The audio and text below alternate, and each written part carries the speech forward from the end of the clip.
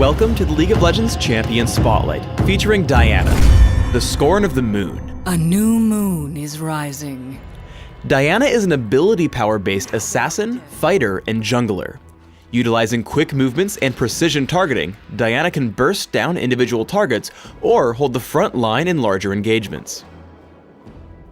Diana's passive is Moonsilver Blade.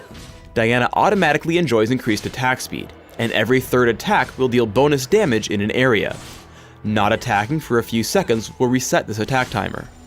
Crescent Strike sends out a nuke that arcs from Diana's right, damaging and applying Moonlight to all enemies it hits. Moonlight reveals enemies for a few seconds and interacts with her ultimate, which we'll get into later. As Diana's primary damage tool, you'll typically want to max it as quickly as possible. Pale Cascade shields Diana for a few seconds, and creates 3 orbiting spheres that explode on contact with enemies, dealing damage in an area. If all 3 spheres explode, Diana's shield is refreshed. Pale Cascade is a must-have for jungling, so if this is your goal, take at least 2 points quickly, and in most cases we'll want to max it second. Moonfall pulls in and slows all surrounding enemies. Taking an early point will help you secure kills and save allies, but usually can be left at just 1 point until maxing your other abilities. Diana's ultimate is Lunar Rush. Lunar Rush teleports Diana to target enemy and damages it upon arrival. If Lunar Rush is cast on a target afflicted with Moonlight, the cooldown is immediately refreshed. As with all ultimates, take Lunar Rush at levels 6, 11, and 16. There are 4 important notes to remember when jungling as Diana. First, position yourself so that Moonsilver Blade will hit the entire jungle camp. Second, don't use Pale Cascade when the monsters are almost dead, as you'll want the cooldown to be ready for the next camp. Third, make sure you get full use of Pale Cascade's shield. Don't activate it until jungle monsters start actually attacking you. Finally, try to position such that detonating the spheres from Pale Cascade hit all the monsters of the camp. When ganking, try to get into position to land Moonfall first. Here, Diana is able to flash into range from Moonfall, hitting all 3 spheres in Pale Cascade as well as Crescent Strike and Moonsilver Blade. It's important to save Moonfall until your opponents actually try to run. As Diana takes on Hecarim with the help of her team, she deals as much damage as possible with the rest of her abilities. Only once he tries to run does she hit Moonfall, pulling him back into range for Tarek's Dazzle and the kill. In order to gain a bit of extra speed when clearing the jungle, or escape from chasing enemies, remember that you can reveal jungle monsters with Crescent Strike and then jump to them with Lunar Rush.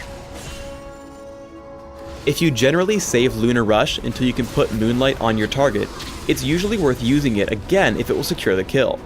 Here, Diana puts some early damage on Renekton, lands Crescent Strike, and follows up with Lunar Rush. After he flashes away, Pale Cascade plus Lunar Rush will deal enough damage to pick up the kill, so Diana charges in. When playing Diana as an assassin, it's important you constantly roam around the map to help your allies. As Diana finds Brand in trouble, she lands Crescent Strike and immediately hits Lunar Rush. Hitting Moonfall into a second Lunar Rush, she gets behind Gragas and grabs the kill. Diana players will have to decide whether to hit Lunar Rush right away to catch up to an opponent, or wait for Crescent Strike so they can refresh its cooldown. After Diana gets Hecarim low, he starts to get away. Instead of hitting Lunar Rush to close the gap, she waits for Crescent Strike to come back from cooldown. This allows her to hit Lunar Rush twice, picking up the kill. As the game wears on and turrets fall, Diana should look for opportunities to sneak through the jungle and flank her opponents.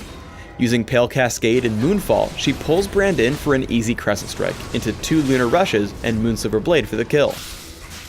In teamfights, it's important that Diana focus on assassinating the highest priority targets first.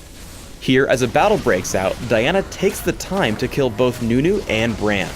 This leaves Kog'Maw untouched and allows him to clean up the fight, killing Diana before she can do anything to him. When building Diana, I recommend starting with early game ability power damage, rounding out your end game with some extra durability. I also recommend getting a bit of early armor and attack speed when jungling. For runes, try attack speed marks, flat armor seals, flat ability power glyphs, and flat ability power quintessences. Consider 21-9-0 masteries, taking all the magic damage increasing masteries in offense, plus minion damage reduction and bonus health in defense.